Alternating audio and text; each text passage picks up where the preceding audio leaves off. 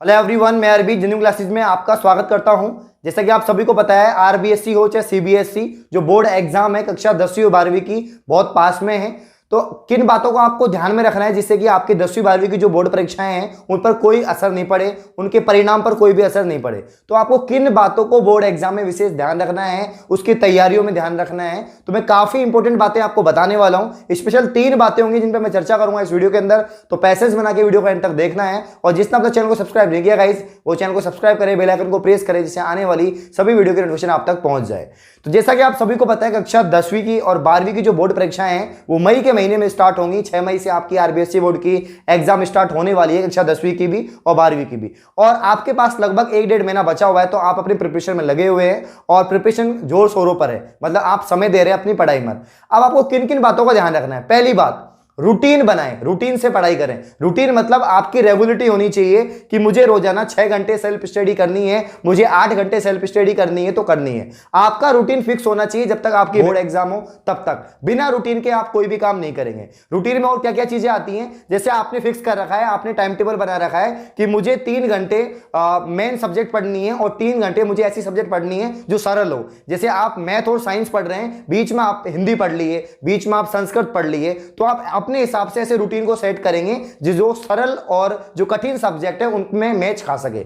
और एक प्रॉपर आप अपने हिसाब से टाइम मैनेजमेंट करें कि मुझे रात में इतने घंटे पढ़ना है, मॉर्निंग में इतने घंटे पढ़ना है, इवनिंग में इतने घंटे पढ़ना है। आप लोग स्कूल भी पढ़ने जा रहे होंगे, काफी बच्चे ऐसे हैं जो कोचिंग भी पढ़ने जाते हैं और काफी बच्चे ऐसे हैं जो सेल्फ स्टडी करते हैं। देखो, अगर आप स्कूल जा रहे हैं तो अगर मॉर्निंग में आप स्कूल जा रहे हैं या आफ्टरनून में स्कूल जा रहे हैं, तो स्कूल के अलावा भी काफी टाइम है आपके पास बचता है सेल्फ स्टडी के लिए।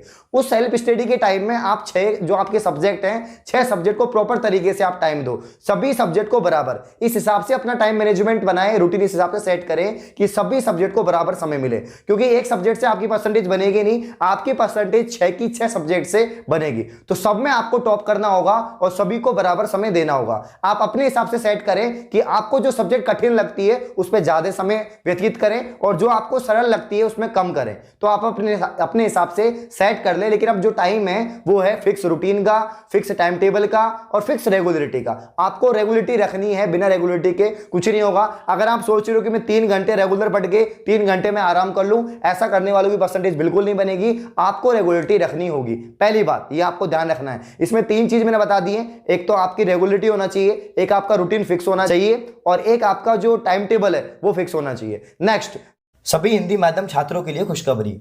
डाउटनेट पर चल रहा है एक बवाल ऑफर। चाहे 9वीं 10वीं का पूरा कोर्स सभी सब्जेक्ट के साथ दिया जा रहा है 30,000 रुपये में नहीं, बल्कि सिर्फ 3,000 रुपये में। और कक्षा 11वीं 12वीं का पूरा 50,000 रुपये वाला कोर्स दिया जा रहा है सिर्फ 5,000 रुपये में। इस कोर्स में डेली वीडियो क्लासेस, रोजाना होमवर्क, डाउट्स के समाधान, टीचर नोट्स, पिछले सालों के पेपर, क्विज और अंत में पूरे कोर्स की रिवीजन भी। इस कोर्स का लिंक डिस्क्रिप्शन में दिया गया है। और एक मजे की बात, इस लिंक पर जाकर आप जेन्युइन कूपन कोड लगाते हैं तो 500 रुपये की और छूट पा सकते हैं। तो देरी किस बात की बच्चों, अभी जाओ और ये कोर्स खरीदो और इस बवाल ऑफर का फायदा उठाओ। नेक्स्ट बात है कि आपको स्ट्रेस नहीं लेना है। आपको बिल्कुल भी स्ट्रेस नहीं लेना है। काफी बच्चे स्ट्रेस ले लेते हैं अपनी एग्जाम से पहले, जो आपको बिल्कुल भी नहीं करना है। काफी बच्चे बीमार पड़ जाते हैं, काफी बच्चे इतने परेशान हो जाते हैं कि वो उनको कुछ याद नहीं होता है। वो ये सोचने में टाइम निकाल देते हैं कि यार पता नहीं मैं पास होऊंगा नहीं होऊंगा, मेरी परसेंटेज बनेगी नहीं बनेगी। तो आपको ऐसा कुछ नहीं सोचना। आप अपने हिसाब से पढ़े और जो भी आपको लग रहा है कि मुझे इतना पढ़ना चाहिए, इतना घंटा, आप अपनी स्ट्रेंथ के हिसाब से पढ़ाई करें।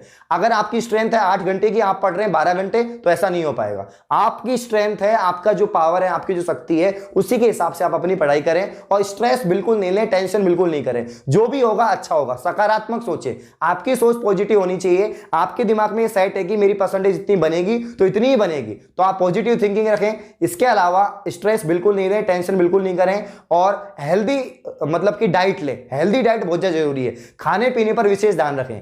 एग्जाम के समय क्या होता है, आप बीमार पड़ जाने की उम्मीद ज्यादा होती है, क्योंकि टेंशन रहेंगी, आपको भूख नहीं लगेगी, प्यास नहीं लगेगी, तो आप बीमार पड़ जाएंगे। तो आपको खाने का विशेष ध्यान रखना है। स्पेशल आपको रूटीन फॉलो करना है खाने की। तो खाने की जो डाइट है उसको अच्छे से फॉलो करें, हल्का खाना खाएं। आप स्पोर्ट्स खेल सकते हैं। अब ऐसा तो है नहीं, कोई भी इतना विद्वान नहीं होता या कोई भी इतना विशेष नहीं है कि भाई आप 24 घंटे पढ़ो। इतना कोई भी इंपॉर्टेंट नहीं है कि आप 24 घंटे ही पढ़ो। आप अपने हिसाब से 12 घंटे, 13 घंटे, 14 घंटे पढ़ना है आपको। इसके अलावा अगर आप आपको लग रहा है आप बोर हो रहे हो तो आप हल्का म्यूजिक सुन सकते हैं, अगर आपको म्यूजिक अच्छा लगता है तो। अगर आपको खेलना अच्छा लगता है तो आप आउटडोर इंडोर कैसे भी अपने हिसाब से खेल सकते हैं, जिससे आपका दिमाग मतलब कि अच्छा रहे, फ्रेश रहे, आप बिल्कुल शार्प माइंड से अपनी पढ़ाई करें। तो ये ध्यान रखना है आपको, बिल्कुल स्ट्रेस नहीं लेना है बच्चों, टेंशन में नहीं आना है, बिना टेंशन में आके भी आप एग्जाम में अच्छा परफॉर्मेंस कर सकते हैं, कोई दिक्कत नहीं है। तो काफी बच्चे ऐसे होते हैं जो लिखकर अपनी पढ़ाई नहीं करते। मैं हमेशा बोलता हूं आप सभी से कि बच्चे लिखकर पढ़ो, लिखकर पढ़ो, क्योंकि लिखकर पढ़ने से क्या होगा, नोट्स बनाने से क्या होगा, आपको चीजें लंबे समय तक याद रहेंगी, आप उनको भूलोगे नहीं। काफी बच्चे ऐसे होते हैं जो लिखकर नहीं पढ़ते और वो याद कर लेते हैं, पढ़ लेते हैं चीजों को, पर चीजों को याद करना, पढ़ना, समझना, वो आप लंबे समय तक उसको नहीं रख पाओगे, वो एक ना एक दिन आप उस चीज में मिस हो जाएगी। आपने कोई चैप्टर याद किया है, अगर आपसे कोई पूछता है, आप उसको लिख रहे हो तो कुछ चीजें उसमें से निकल जाएंगी, ऐसा बिल्कुल नहीं करना है। हो सके तो आपको लिख कर ही पढ़ना है, और जब आपकी एग्जाम का टाइम होगा, जब आपकी एग्जाम चल रही होंगी, तो आपको उन्हीं शॉर्ट नोट्स को पढ़कर जाना होगा। तो चाहे कॉलेज के विद्यार्थी हो, चाहे स्कूल के विद्यार्थी हो, सबको मैं बोलता हूं कि जितने हो सके उतने आप लिख के पढ़ो, चाहे कोई से भी सब्जेक्ट हो, यहां तक कि हिंदी और संस्कृत को भी आप लिख के पढ़ें। जो व्याकरण है, जो इंपॉर्टेंट चीजें हैं, जो आपकी ग्रामर है, उसको अच्छे से लिखकर याद करें। कोई भी आपका पैसेज हो, कोई भी ऐसे राइटिंग हो, कोई भी एप्लीकेशन हो, स्टोरी हो, सबको आप लिखकर याद करें। इसके अलावा साइंस में आप डायग्राम बनाएं, डायग्राम की प्रैक्टिस करें। मैथ्स में भी आप ग्राफ की प्रैक्टिस करें, जो भी आपके ग्राफ बनते हैं, डायग्राम बनते हैं, आपके ज्योमेट्री में जो भी ट्राइंगल्स, जो भी आपके जो भी डायग्राम बनते हैं, सबकी प्रैक्टिस करें। तो लिखने से क्या होगा, गलतियां कम होंगी, और आपको गलतियां नहीं करनी है बोर्ड एग्जाम में। और जो भी आप आंसर लिख रहे हो जिस भी क्वेश्चन का, वो आप कंप्लीट लिख पाओगे, जो भी पूछा है वो कंप्लीट लिख पाओगे। तो लिख लिख कर अपनी पढ़ाई करें। ज्यादा टाइम, काफी बच्चों के दिमाग में ही रहता है कि यार ज्यादा टाइम खराब होता है लिखकर पढ़ने में, ऐसा कुछ भी नहीं होता है।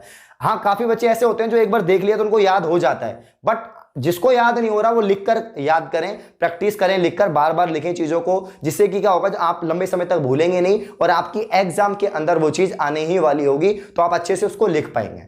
काफी इंपॉर्टेंट क्वेश्चंस पर वीडियो बनाई हुई है हमारे चैनल पर, चाहे वो साइंस के हो, चाहे वो एसएसटी के हो, चाहे और सब्जेक्ट के हो। मैं रेगुलर वीडियोस लेके आ रहा हूं, तो आप सभी को वीडियोस देखनी है, 10th की भी, 12th की भी, सभी सब्जेक्ट की, ठीक है ना। और काफी सारी मैंने वीडियो बनाई हुई है, और भी आप कैसे इंप्रूव कर सकते हैं अपनी पढ़ाई के अंदर, कैसे आप अपनी लेखन शैली को सुधार सकते हैं, कैसे बोर्ड एग्जाम के जो टॉपर्स होते हैं वो कैसे लिखते हैं उनकी कॉपियों में, वो कॉपी मैंने दिखाई हुई है। तो सभी की अलग अलग प्लेलिस्ट बनी हुई है, पढ़ाई की अलग प्लेलिस्ट बनी हुई है, बोर्ड टॉपर्स की कॉपी की प्लेलिस्ट बनी हुई है, मोटिवेशनल वीडियोस की प्लेलिस्ट अलग से बनी हुई है। तो आप जाके वीडियोस को देखें, और कोई भी आपके डाउट हो, कोई भी क्यूरीज हो एग्जाम के रिगार्डिंग, तो आप मुझसे पूछे, कमेंट करें, और मैं जरूर रिप्लाई करूंगा। अगर ये वीडियो आपको अच्छी लगी, वीडियो लाइक करें, कमेंट करें, शेयर करें। धन्यवाद।